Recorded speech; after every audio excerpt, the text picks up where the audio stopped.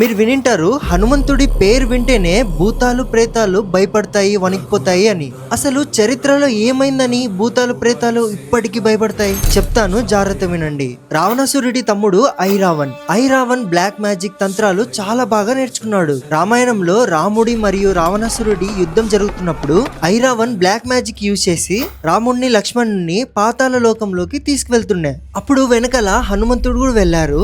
ఐరావణ్ణి హనుమంతుడు ఎంత కొడుతున్నా ఇక్కడ చనిపోతున్నాడు, మళ్ళీ అక్కడ బతుకుతున్నాడు. హనుమంతుడికి అర్థమైతుంది ఇదేదో బ్లాక్ మ్యాజిక్ జరుగుతుంది నాతో అని. అప్పుడు తెలుసుకుంటాడు హనుమంతుడు 5 దిక్కుల్లో ఉన్న దీపాలు ఒకేసారి ఆర్పితే ఐరావణ్ణి చంపచ్చు అని. కానీ 5 దిక్కుల్లో ఉన్న 5 దీపాలు ఒకేసారి ఎలా ఆర్పాలి? అప్పుడే హనుమంతుడు రౌద్ర రూపాన్ని ధరిస్తారు, పంచముఖి హనుమాన్.